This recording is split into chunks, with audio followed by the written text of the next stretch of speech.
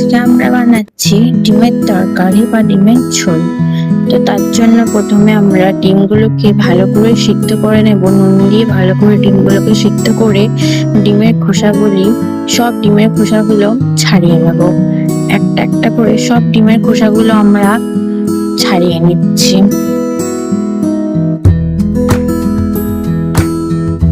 তো দেখো আমাদের ডিমের খোসা ছাড়ানো হয়ে গেছে। এবার একটা আমরা আলাদা পাত্রে ডিমগুলোকে সব রেখে দেবো। তারপরে নেব আমরা আদা আর রসুন গুলোকে ছাড়িয়ে নেব, আর নেব পেঁয়াজ কুচি।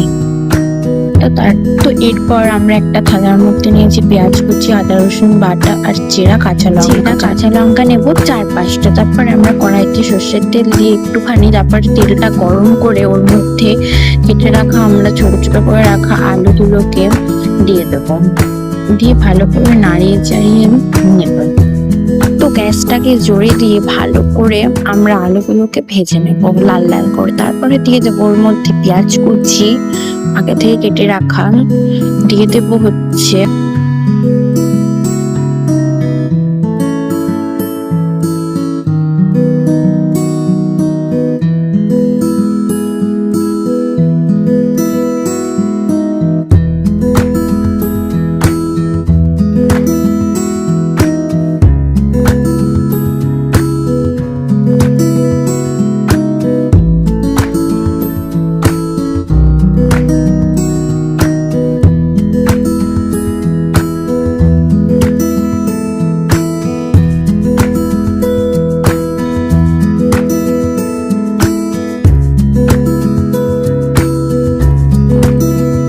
তারপর ভালো করে আলু আর পেঁয়াজটা লাল লাল করে ভেজে নেব। তারপর আগে থেকে বেটে রাখা আদা রসুন বাটাটাও দিয়ে দেব আলু আর পেঁয়াজ ভাজার মধ্যে। তারপরে দেবো দুটো গোটা রসুন, আর দেব 5টা চেরা কাঁচা লঙ্কা। মাঝখান দিয়ে আমরা চিড়ে রেখেছিলাম 5টা কাঁচা লঙ্কা। তো এগুলোকে এবার ভালো করে ভেজে নিতে হবে লাল লাল করে। তো চলো আমরা লাল লাল করে এগুলোকে ভেজে নিই।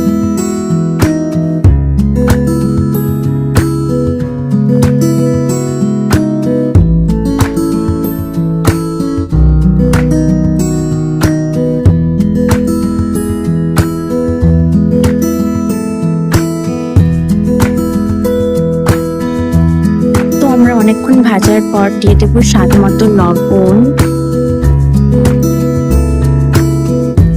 দেব হচ্ছে হলুদের গুঁড়ো,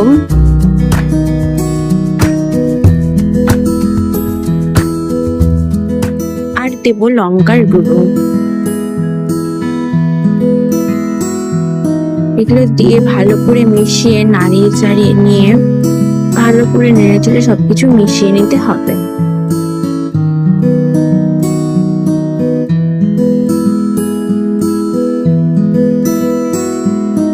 এবার এগুলোকে ভালো করে ভেজে নিতে হবে।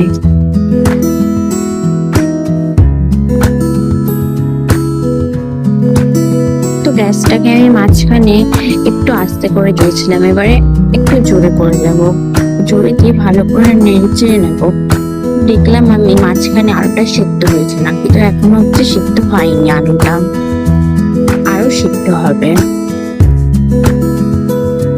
তো ভালো করে আমরা নেড়ে চেড়ে নেব।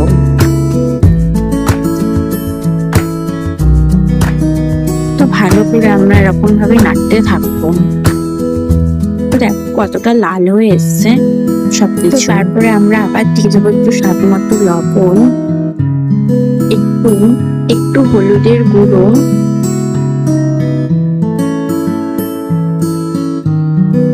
আর দেবো একটু লঙ্কার গুঁড়ো,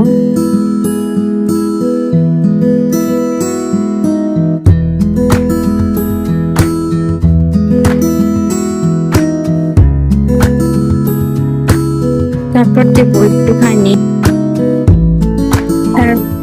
তারপর দেবো গরম মশলা, জিরে গুঁড়ো,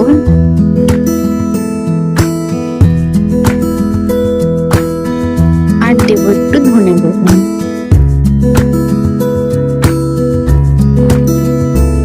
তো দিয়ে ভালো করে সবকিছুকে আবার ভালো করে নামিয়ে চাড়িয়ে নেব। করে কষিয়ে নেবো আমরা আলুটাকে। এখন আরেকটুখানি সিদ্ধ হবে আলুটা, পুরোটা সিদ্ধ হয়নি। তো তারপরে আমরা দিয়ে দেবো সব ডিমগুলো, সিদ্ধ করে রাখা সব ডিমগুলো আমরা এরপর দিয়ে দেবো, দিয়ে ভালো করে নাড়িয়ে চাড়িয়ে নেব। এবার দেখলাম আলুটা একটুখানি সিদ্ধ হয়ে গেছে, আর একটু হলেই হয়ে যাবে। কষিয়ে নেব আমরা ভালো করে।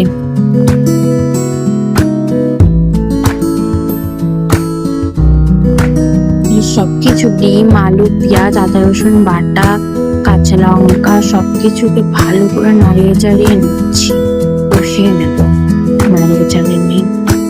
তারপর গ্যাসটা একটুখানি আস্তে করে দেবো, দিয়ে দেবো হচ্ছে জল পরিমাণ মতো। আমরা একটু ডিমের ঝোল করবো, তো এই জন্য একটু বেশি করে ডিমের জল দিলাম ঝোল করার জন্য। তার উপর দিয়ে দেবো একটুখানি সর্ষের তেল, দিয়ে একটু ভালো করে নাড়িয়ে চাড়িয়ে নেব।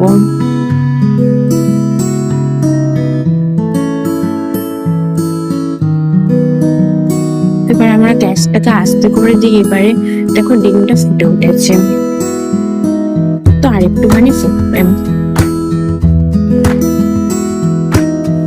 তো দেখো আমাদের ডিমটা কতটা সুন্দর হয়েছে, কতটা ভালো ফুটে উঠেছে। দেখো ভালো করে দেখাচ্ছি, দেখো আমাদের ডিমটা কিন্তু হয়ে গেছে।